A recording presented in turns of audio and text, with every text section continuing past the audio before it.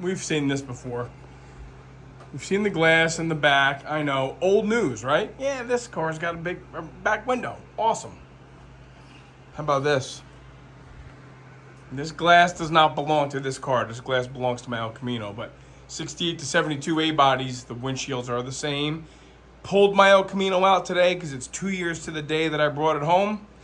And lo and behold, there's a windshield sitting in it. I actually entirely forgot I had a windshield. There it is. How about that? A piece of glass in a car. New dash. New in and outer cowl. You guys saw in the previous video. You can see here I have a little bit of, putty to put in these spots here. That's how the windshield's gonna fit. There's the reveal from the original roof line to what I made. Gonna call that a win. Front window. When was the last time you looked out of this car through a windshield? Or looked out of the back window? Okay. Happy Independence Day. I'm calling it a day.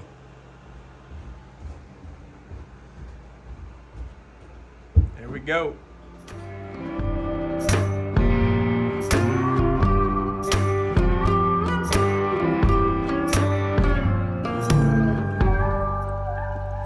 Catching up on the last of the rot on this body shell. I seriously think I'm catching up on the last of the rot. So this is the bottom of the passenger side A-pillar. And obviously, voidage. And I thought I was gonna make that piece. But not that I can't. I mean, I can. It's just a little bit of a, flare here. Narrower, gets wider. But, again, I had this logic earlier that I'll make it when I have to. But when I do have a part, I'd rather put original equipment parts in here. This is the A-pillar from that donor shell. Now, while it's not perfect, it does have some heavy pitting. It certainly provides me with a much, much better base to repair. So I think what I'm gonna do, I like talking this out with you guys, I really do.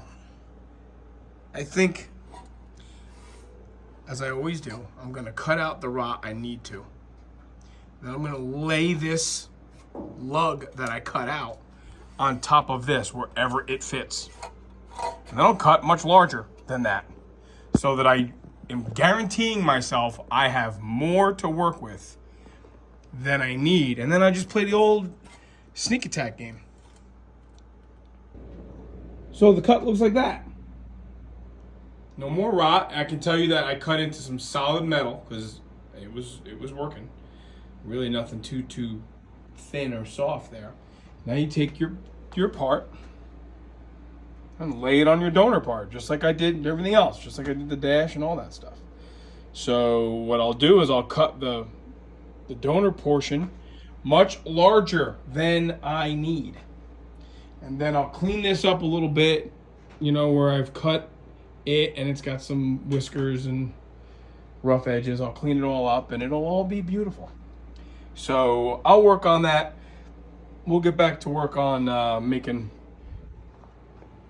progress here, and I'm trying to really think out loud. I don't know what I have left in the way of cutting out. A little bit on the trans tunnel there.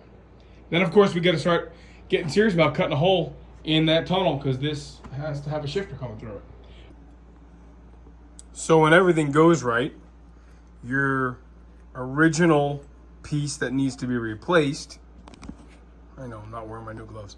The original piece that needs to be replaced will fit on your new piece with much meat to spare. So this is obviously much larger than I need. Probably 1/8 of an inch all the way around. So now we know that we can take this piece and we lay it on here. Okay, and it more than covers our trouble area. And now we just start whittling this piece to fit in there. It's really as simple as that. I haven't used a tool other than my grinder. Okay, obviously a resource in that I have, you know, a donor part. This is really not an overly intricate piece of metal at all. But the time that I would be spending making this can certainly be spent doing other things. Let me show you guys what I'm talking about here. So even though it doesn't look very complex, you see there's a curve in there. You see how that piece actually has a curve? It's not just a piece of, you know, angle iron, let's say. So that would take a fair amount of stretching and shrinking to get that curve in there the way it is. There's a good view of the curve. This is really why I said, yeah, I can make it, but what I would have ended up doing is I would have ended up making the donor piece, the new piece, the replacement piece, smaller than I really wanted to, because I really would have tried to maybe even cheat a little and make that piece, there goes my ear protectors, make that piece that I'm replacing a little bit smaller so as to not have to make that curve so pronounced. So instead, I opted to, while we have it, let's use the original part. Got it tacked in, one of the last pieces here in the actual shell of the car. Sorry, I was sanding some spackle today at work. You know, I'm starting to wonder how many pieces of metal we've actually put into this car. And maybe we'll have a little contest. Maybe we'll have a little contest asking how many pieces of different metal have we welded into this thing. I honestly don't know the answer. I don't know the answer off the top of my head. I know it's a lot. So maybe I'll work later tonight or tomorrow kind of coming up with that answer. And then we'll put it out there, possibly. This is just a video that is kind of celebrating one of the last larger pieces that make this car a shell, a complete shell. And we know we had rod here. We know we had this piece. We had this piece with a hole in it. And I cut it out. There's the piece from the donor car. And I'll finish tacking it in, then I'll metal finish it. And I guess call that part done also. There it is, welded in.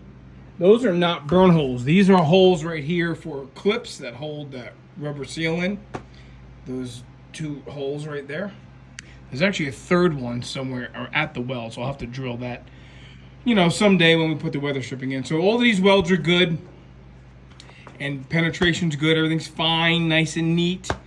Again, you know, we're not stacking dimes because we're gonna grind it smooth and metal finish this. But that's for tomorrow. I'm done for the night. That's a good amount of progress for an after work session. And we'll call that good. I'm happy. I'm really happy. Sometimes I really look at myself, I look at this project and I say to myself, I don't really look at myself much. I look at the project and I say to myself, holy mackerel. It's really by far the most intense, the most involved, the most in-depth, any kind of resurrection that I've been a part of. And to say that really with some help from John, other than some help from John, it's all me, baby. It's all me. And that's something I'm pretty proud of, I gotta say, at this point. You know, obviously, we don't know that the doors fit and that the front clip's gonna fit. And I do know that so far windows fit. But, okay, very good. We'll check in tomorrow after I get that looking a little bit more presentable. This is after only about 15 minutes of grinding I use a little die grinder. Where is it? Can you see it? Yep, little die grinder with a cutoff disc, and I just hold it at the edge like I've shown you before, just to take down the weld. So this is step 1 of my metal finishing process.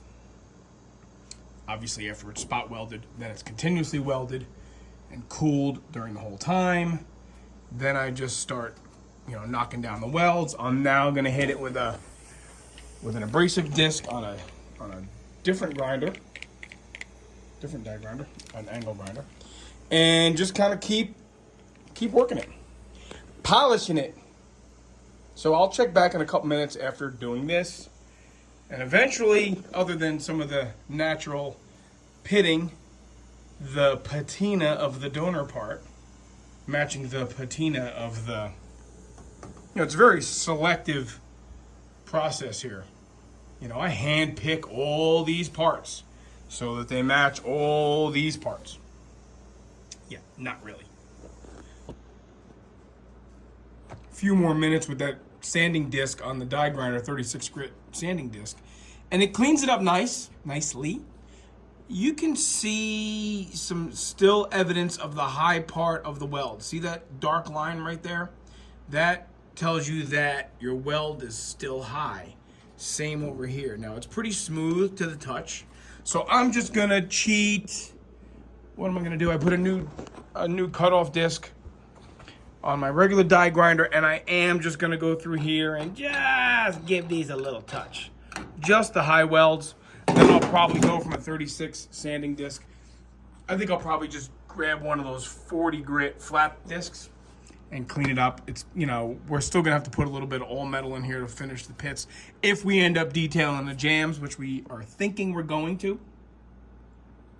So if that's what we end up doing, then I'm not too worried about making it so perfect. Again, I've said it before, I don't want everybody to think that I am a man of shortcuts. But I do acknowledge the fact that this is not a multi-million-dollar Duesenberg. And I just want to keep trucking. So let me get going on that part. I'm not doing the time-lapse sanding videos. I think everybody's seen enough sparks fly. Ooh, ah. So let's just show you the results of what I do. And I'm just trying to explain to you how I'm doing it. Check right back. Probably going to call that my last pass with the cutoff disc on edge, just knocking down the welds. The enemy of good is better. We say it before, I'll say it again. So gonna go with that as the last pass with the cutoff disc. Probably gonna move from a 36 grit sanding disc. I think I'll put like I said, another 40 flap wheel on there. And these little suckers don't last very long. So I'll start with this one, then maybe I'll put a fresh one on there and show you guys what that looks like. Few passes with that 40 grit mini flap disc, and it looks pretty good. Obviously, this is all the original piece from the donor car. It does have some pitting, not rusted on the inside. I think you saw that in one of the prior clips there. I cleaned that all up. I'm just gonna hit it with the 36 flap, sanding disc again, just to take some of the shine off it, so it looks a little more al natural. And then I'm gonna call it done and move on to something else. I think there's a portion of the tunnel up by the bottom of the firewall that I want to cut out of the donor car. I'm calling that done. I'm going to walk away from that.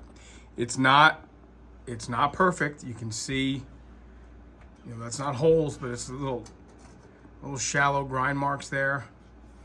Again, the enemy of good is better. I did work on some of the pits to smooth that out. By hand, this feels all but perfect.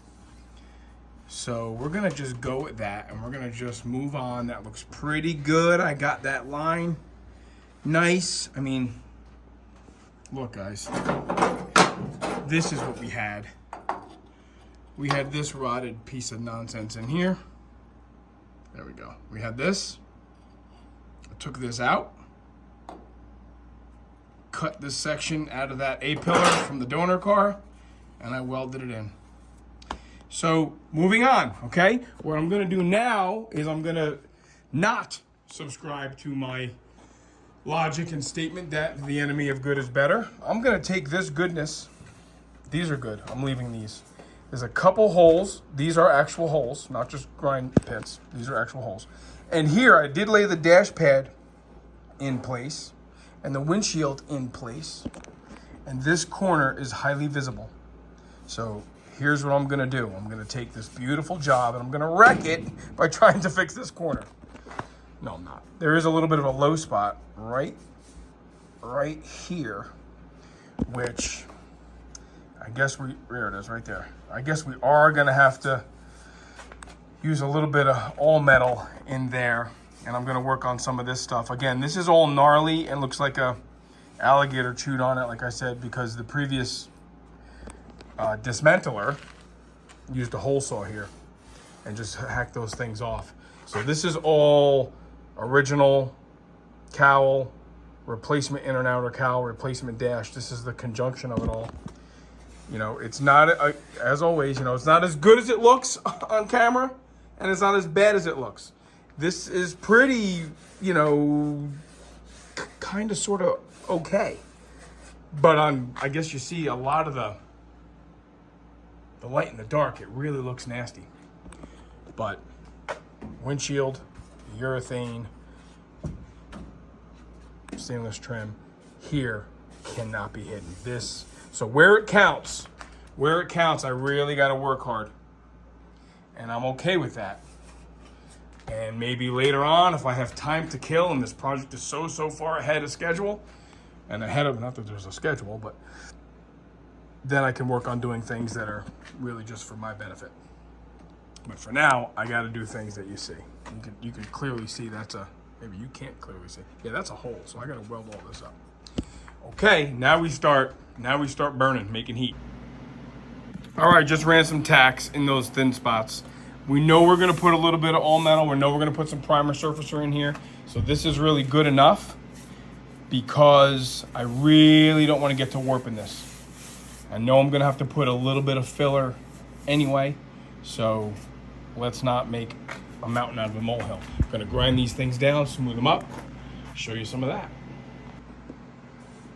So I worked on these welds, and then I resorted to taking a file to just reading the highs and lows. Man, I wish you guys could feel this. I mean, there's a little bit of imperfection there. I'm pretty happy with overall how none of this got warped. This whole corner here is really pretty smooth. Again, we're gonna have to put some finishing product in there because I want this to look really, really nice through the windshield. The name of the game here is that from the windshield in, the interior is going to be mint, engine compartment, undercarriage, trunk, all mint. So when you look through the windshield, I want this to be nice. And there's, you know, you have to, there's a little ding from the inside here, actually. It has to be worked up. So that's that. Pretty done there. I might just hit that with a 36 grit sanding disc just to clean it up, and that's done. Okay, so you know where we're at with this project? We're at that I need to start making a list. I don't even know where to look on this thing. Am I supposed to look here? We are at the point where I need to start making a list, a to-do list. Because in the beginning, it's very obvious what I have to do. I gotta pull the body off, pull the motor out, put floors in it, blah, blah, blah. Now there's a lot of little details, a lot of them. There's a lot of finish work by the kick panels and the new floors. There's finish work at that tunnel, which I guess I'm gonna go out and brave the humidity, and I guess I'm gonna go cut that tunnel portion out of the donor car. And I'm gonna sit here for a little while and play around with a to-do list. Punch list. Now, Joe's supposed to be coming up from Georgia in August. So I want to have some things for him to do to help out. Not that he doesn't do enough, but, you know, time to get dirty, boys. So we might do some seam sealing. We might do maybe a little bit of prepping for paint on the rear seat area. Maybe the firewall. I don't know how far we're going to get. I think he's only here for a week or so. All right, that's that, I guess. I guess it's done. Put plates on it. Let's go. Let me keep cleaning up here, and maybe I'll show you guys some of the to-do lists that I come up with.